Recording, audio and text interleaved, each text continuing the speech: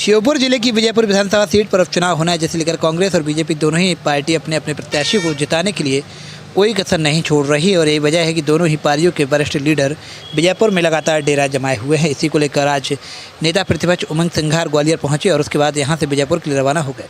इस दौरान नेता प्रतिपक्ष उमंग सिंघार ने कहा, रामनिवास रावत बीजेपी में शामिल क्यों हुए यह आप सब लोग जानते हैं, क्योंकि वह पूरी तरह कर्ज में डूब गए थे। चाहे उनके पेट्रोल पंप हो या सब कुछ पूरी तरह कर्ज में आ गए थे, जिससे रामनिवास रावत की आर्थिक स्थिति बहुत ख़राब हो गई थी और इसी के चलते जनता के विश्वास को उन्होंने बेचा। निश्चित तौर से जनता इस बात को समझती है, जो बिकाऊ है वह टिकाऊ नहीं हो सकते हैं। इसलिए मैं समझता हूँ इस उपचुनाव में विजयपुर की जनता उन्हें घर बैठा देगी और मैं तो यह कहता हूँ, बीजेपी ने मुझे भी ऑफर दिया था 50 करोड़ ले लो और मंत्री बना देंगे, लेकिन मैं नहीं बिका, क्योंकि मैं समझता हूँ कि जनता जब चुनाव जिताती है उसके प्रति आपकी जवाबदारी होती है और उसके प्रति आपकी ईमानदारी भी होती है।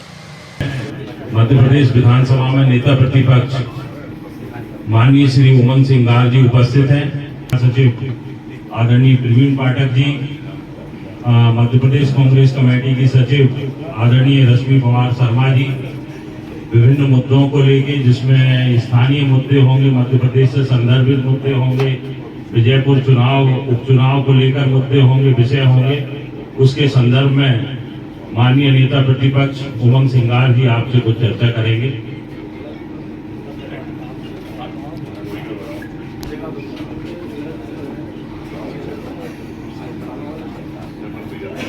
अभी हमारी विधानसभा में उपनेता प्रतिपक्ष माननीय हेमंत कटारे जी कुछ बिंदुओं पर आपसे प्रकाश डालेंगे। माननीय हेमंत कटारे।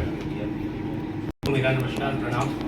कांग्रेस से है और इस समय तो बीजेपी की सरकार है, 21 साल से डबल इंजन की सरकार है, तो डबल स्तर पे भ्रष्टाचार हो रहा। तो मेरा आपसे सिर्फ यही कहना है, इन सारे विषयों को हमारे नेता प्रतिपक्ष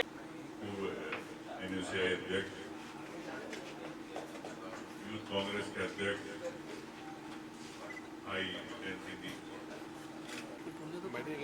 मेरे साथ हमारे शहर के अध्यक्ष देवेश शर्मा जी, पूर्व विधायक हमारे, ये हम आपके माध्यम से एक गरीब कार्यकर्ता और अपने कांग्रेस के कार्यकर्ता को विश्वास दिला सकते हैं।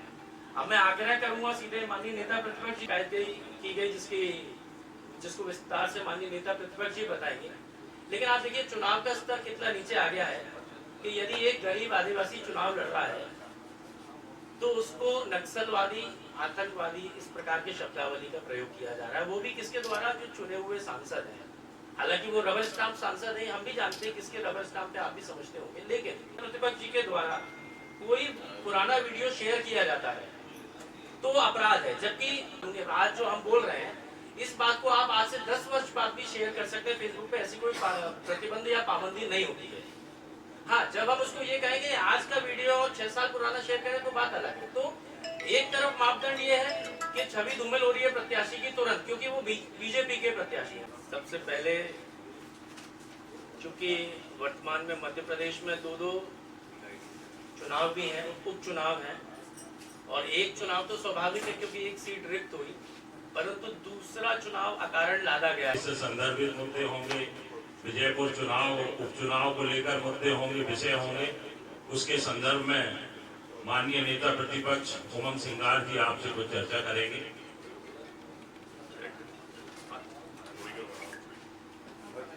इसके ईगो थोड़ा कम कर देना भैया। नमस्कार दोस्तों, आज हमारे बीच में मध्य प्रदेश विधानसभा में नेता प्रतिपक्ष और मध्य प्रदेश कांग्रेस कमेटी के महासचिव आदरणीय प्रवीण पाठक जी, मध्य प्रदेश कांग्रेस कमेटी की सचिव आदरणीय रश्मि पवार शर्मा जी उपस्थित। लगता है निवास रह जाएगा। निवास रावत अपने घर में पहुंचा। कांग्रेस पार्टी पूरी मजबूती के साथ लगी है, हम सब लोग हैं, पूरे सभी विधायक लगे हुए।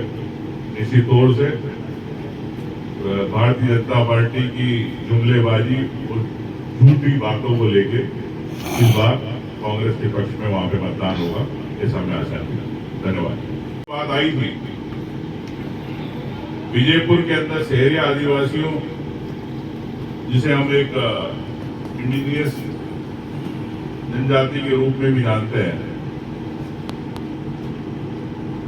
उसकी संस्कृति के संरक्षण के लिए 1987 में जो उसका म्यूजियम बना था, कई बहुमूल्य मूर्तियां वहां से निकली उनकी विरासत की, उसको संजोने की बात हुई, लेकिन सरकार ने उसको फिर पर्यटन को दे दिया।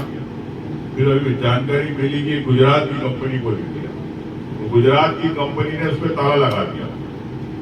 तो शहरी आदिवासियों की विरासत उस संस्कृति पे अगर ताला लगाएगी तो वो निश्चित तौर से वहां का आदिवासी विजयपुर के अंदर बताएगा कि जब हमारी संस्कृति विरासत पर ताला लग सकता तो राम निवास रावत के भविष्य पे भी ताला लग सकता।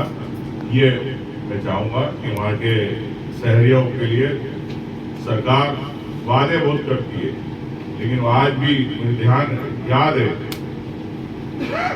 एक समय था कि घास की रोटी खाते थे, तो ये इंसानियत की बात है। तो हमें इस समाज के बारे में उसकी संस्कृति के धरोहर को संरक्षित कैसे रहे, इस बारे में हमें विचार करना चाहिए, लेकिन सरकार इस पर चुप है, ये भी आश्चर्य की बात है। पहले चूंकि वर्तमान में मध्य प्रदेश में दो चुनाव भी हैं, उपचुनाव हैं, और एक चुनाव तो स्वाभाविक है क्योंकि एक सीट रिक्त हुई, परंतु दूसरा चुनाव अकारण लादा गया है यहाँ की जनता के ऊपर। इस पर मैं चाहता हूँ आप सब लोग, क्योंकि जब मैं उपचुनाव स्वयं लड़ा था 2017 में, तो आप लोगों की भूमिका उस समय बहुत महत्वपूर्ण थी, और जो सच्चाई को, सरकार को आईना दिखाने का कार्य किया था वो आपसे बेहतर कोई कर नहीं सकता। और हम आज भी आशा करेंगे कि जो आने वाला उपचुनाव है जिसमें 13 तारीख को मतदान है, इसमें आप लोग सत्यता के साथ खड़े होकर पहुंचाएं, क्योंकि प्रशासन जिस तरीके से प्रशासनिक जमावट की गई है, आपने देखा कि हमारे द्वारा रिटर्निंग ऑफिसर की शिकायत की गई, जो कि सत्यपालिक ऑफिसर को तत्काल चुनाव आयोग ने जांच उपरांत हटाया। बाद में कलेक्टर महोदय की भी शिकायत की गई, जिसको विस्तार से माननीय नेता प्रतिपक्ष जी बताएंगे। लेकिन आज क्या है कि यदि एक गरीब आदिवासी चुनाव लड़ रहा है तो उसको नक्सलवादी, आतंकवादी, इस प्रकार के शब्दावली का प्रयोग किया जा रहा है, वो भी किसके द्वारा, जो चुने हुए सांसद हैं। हालांकि वो रबर स्टाम्प सांसद नहीं, हम भी जानते हैं किसके रबर स्टाम्प पे, आप भी समझते होंगे। लेकिन कैसा कि यदि मेरे द्वारा या नेता प्रतिपक्ष जी के द्वारा कोई पुराना वीडियो शेयर किया जाता है तो अपराध है, जबकि 6 साल पुराना या 60 साल पुराना वीडियो भी शेयर करना मैं नहीं समझता कोई कानूनी। आज जो हम बोल रहे हैं इस बात को आप आज से कोई प्रतिबंध या पाबंदी नहीं होती है। हाँ, जब हम उसको ये कहेंगे आज का वीडियो और 6 साल पुराना शेयर करें तो बात अलग है। तो एक तरफ मापदंड ये है कि छवि धूमिल हो रही है प्रत्याशी की तुरंत, क्योंकि वो बीजेपी के प्रत्याशी, और दूसरी तरफ जब कांग्रेस के प्रत्याशी को नक्सलवादी कहा जा रहा है क्योंकि वो गरीब आदिवासी है, तो उसकी छवि ही धूमिल हो रही है। उसको आतंकवादी से तुलना करो, बैंक लुटेरा बोलो तो उसकी छवि धूमिल नहीं हो रही है, क्योंकि वो आदिवासी है, गरीब है। और कांग्रेस यही कहना है, इन सारे विषयों को हमारे नेता प्रतिपक्ष जी आपके समक्ष रखेंगे। लेकिन जो आने वाला समय है 13 तारीख, इसके पहले जो प्रशासनिक जमावट की गई है, मैं आपके माध्यम से प्रशासन को ये चेतावनी देना चाहता हूँ कि चुनाव निपट जाएंगे, 23 तारीख को काउंटिंग हो जाएगी। अगर प्रशासन के किसी भी व्यक्ति ने कांग्रेस के किसी भी कार्यकर्ता पे अन्याय किया तो उनको विधानसभा के अंदर नाक निकलवा दी जाएगी। ये हम आपके माध्यम से एक गरीब कार्यकर्ता और अपने कांग्रेस के कार्यकर्ता को विश्वास दिला सकते हैं। आप सवाल कर जी।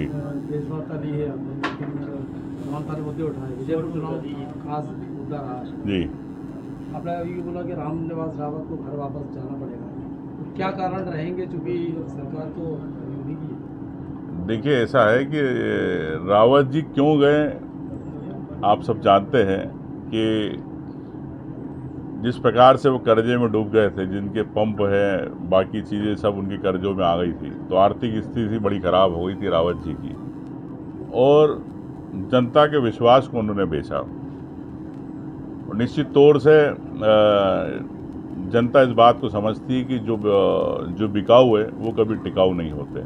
इसलिए मैं समझता हूँ कि विजयपुर की जनता उन्हें घर भेजेगी। पिछले चुनाव में जो बहुत सारे बिकाऊ हो गए आपके कहे मुताबिक, वो टिक गए हैं, वो मंत्री बने दोबारा। देखिए मैं आपसे यही कहना चाहता हूँ कि अब ऐसे तो मुझे भी ऑफर आया था कि 50 करोड़ रुपए ले लो, आप कैबिनेट मिनिस्टर बन जाओ, तो मैं नहीं बिका। तो ये मैं समझता हूँ कि जनता जो आपको चुनाव जिताती है उसके प्रति आपकी जवाबदारी होती है, उसके प्रति आपकी ईमानदारी होती है। तो अब जो बिक जाते हैं वो कैसे बाहर हो गए, कई लोग आपको पता है, कई मंत्री हार गए, कई विधायक हार गए चंबल के अंदर। तो ये जनता है, जनता से बड़ा कोई नहीं है जो निर्णय करने में निर्णायक रहता है। अभी आपने कहा कि बहुत सारे भ्रष्टाचार हुए पिछले 20 साल में, लेकिन कांग्रेस के जो पुराने नेता रहे, नेता प्रतिपक्ष भी रहे गोविंद सिंह, और तमाम सारे बड़े बड़े दिग्गज नेता रहे, वो एक भी आंदोलन जनता को साथ में लेके खड़ा नहीं कर पाए 20 सालों में। क्या कारण रहे कि बिल्कुल पूरी तरह से जनता के बीच आप लोग नहीं जा पाए? देखिए, मैं आपसे ये कहना, जनता ने आपको स्वीकार नहीं किया। अब 20 साल में कई साल तो हमारे सिंधिया जी यहाँ पे राज करते रहे, तो ये तो सवाल उनसे होना चाहिए कि उन्होंने क्यों नहीं आंदोलन किया। तो वो तो अभी गए, लेकिन मैं आपको विश्वास दिलाता हूँ कि अभी मैंने थोड़ी देर पहले भी कहा कि आपके ग्वालियर के मुद्दे जवाबदारी के साथ हम सब विधानसभा में इस बार आपको दिखेंगे, परिलक्षित होंगे, और आपको ग्वालियर की जनता को एहसास होगा कि ग्वालियर की बात उठाई गई। मैं पूरे मध्य प्रदेश की बात कर रहा हूँ कि 20 साल में एक भी बड़ा मुद्दा, चूंकि आदिवासियों को मुफ्त भी पिलाया गया और जो महिलाएं हैं, लड़कियां हैं, बच्चियों को भी हत्या की गई, लेकिन बावजूद इसके एक बड़ा मुद्दा नर्सिंग घोटाला हुआ, आरक्षक घोटाला हुआ, तो तमाम सारे ऐसे घोटाले हुए, व्यापक घोटाले हुए, लेकिन बहुत बड़ा कोई आंदोलन कांग्रेस नहीं खड़ा कर पाई जनता को साथ में लेके। देखिए, मैं नहीं, ऐसा नहीं है। किसानों को लेके कई बार आंदोलन हुआ, व्यापम को लेके कई बार आंदोलन हुआ, नर्सिंग को लेके हम लोगों ने विधानसभा में उठाई, लेकिन सरकार निरंकुश है, सरकार नहीं चाहती। आपकी जानकारी कि 2013 से लोकायुक्त के प्रतिवेदन सरकार ने अभी तक नहीं दिए, पटल पे नहीं रखे। प्रदेश की जनता क्यों नहीं बताना चाहती कि हजारों करोड़ के प्रदेश में घोटाले होगा, लोकायुक्त के प्रतिवेदन क्यों रोक के रखे? सरकार बताए। सरकार डरती है, क्यों डर रही है सरकार? तो ये घोटालों की सरकार है, नहीं चाहती कि जनता के सामने विधानसभा के पटल पे आए, लेकिन हम लोग इसकी मांग भी करते और इस बार भी करेंगे, गई बार भी करी।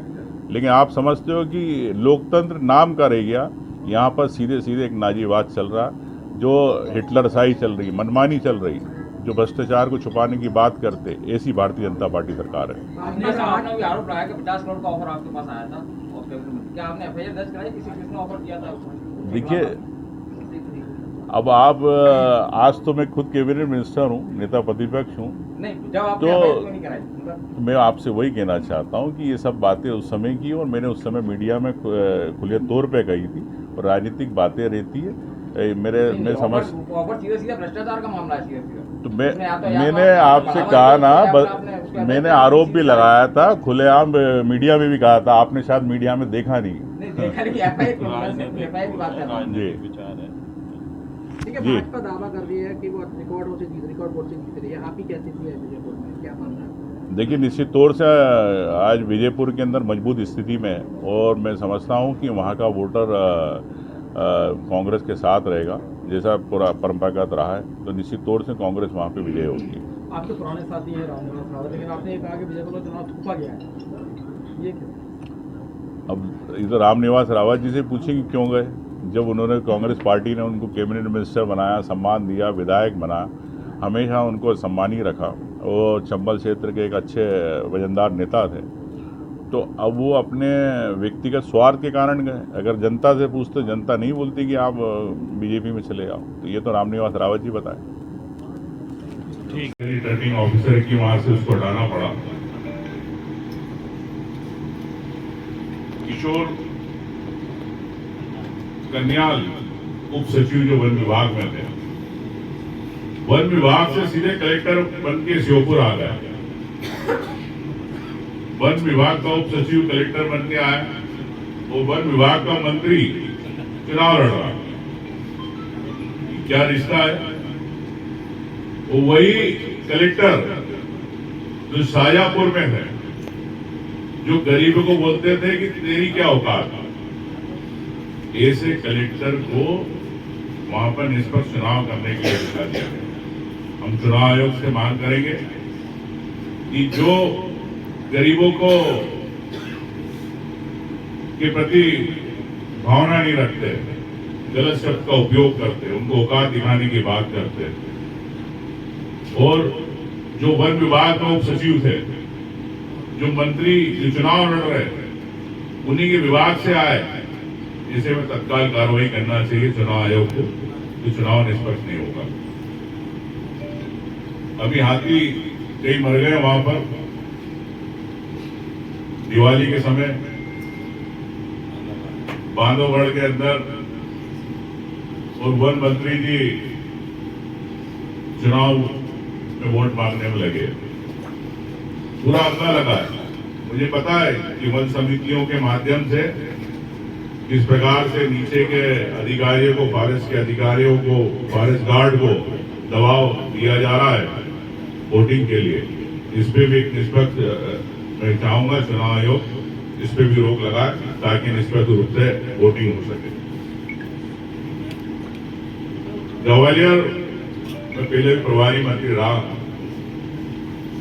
और जब मैं था तो यहाँ पर जब आता था तो सड़कें खुदी रहती थी, स्मार्ट सिटी का काम चलता था। मेरे ख्याल से 5 साल हो गए, स्मार्ट सिटी का काम तो पूरा हो गया होगा, काम तो नहीं हुआ। अभी भी आपकी सीवर लाइन है पूरी वैसी की वैसी स्थिति में है, पानी सही तरह से मिल नहीं रहा। अमृत योजना के नाम पे उस समय मुझे याद है कि बड़ा व्याख्यान किया गया, बड़े बड़े बैनर पोस्टर उस समय लगाए गए, लेकिन अभी भी ग्वालियर को स्वच्छ पानी नहीं मिल रहा। ग्वालियर की जनता के लिए बड़े एक दुख की बात है कि 20 साल से सरकार है तो ग्वालियर को पानी नहीं दे पा रही। 2000 लेकिन पानी नहीं आया। कई प्रभारी मंत्री आए, चले गए। मेरे ख्याल से आप पत्रकार बंधुओं ने एक सवाल किया था जब गौरीशंकर बिसेन नया मंत्री थे कि भाई पानी कब आएगा। तो मंत्री जी ने शायद जवाब दिया था कि आप चिंता मत करो, बिस्लरी का पानी पिलाएंगे। तो मोहन यादव जी से पूछना चाहूंगा, बिसेन जी कहाँ गए बिस्लरी वाले? और आप जब यहाँ पे आए तो ग्वालियर की जनता पूछे कि हमें यहाँ पर बिस्लरी का पानी कब मिलेगा ग्वालियर को। ये मैं अनुरोध करना चाहता हूँ यहाँ की जनता से, क्योंकि 20 साल से सरकार है, झूठी बात करती है। केंद्रीय मंत्री बैठे हैं, केंद्रीय मंत्री जी टेक ऑफ करके चले जाते हैं महाराज, लेकिन ग्वालियर की जनता आज भी सड़कों पे पानी की त्रासदार कर रही है। इस पे भी मैं कहना चाहूंगी तत्काल इस पर कार्रवाई होना चाहिए। रोपवे का शिलान्यास 3 बार हो चुका है, सेजल जी ने महापौर, अब क्यों नहीं बन रहा? क्या ग्वालियर में पर्यटन के लिए आवश्यक नहीं है रोपवे? क्या पर्यटन की कमी है? जब बाहर के फॉरेन के टूरिस्ट आते हैं, किले पे जाते हैं, तो रोपवे क्यों नहीं बन रहा? नहीं, ऐसा तो नहीं कि रोपवे का पीछे का कारण यह है कि किसी के परिवार की, सिंधिया परिवार की, कि कोई निजता, मतलब उनकी प्राइवेसी भंग हो रही है। ऐसा तो नहीं कि इस कारण से ये इसको रोपवे को रोका जा रहा है, लेकिन सरकार को इस पर तत्काल संज्ञान लेना चाहिए। मोहन यादव जी मौन है, अब संज्ञान कब लेंगे ये तो पता नहीं।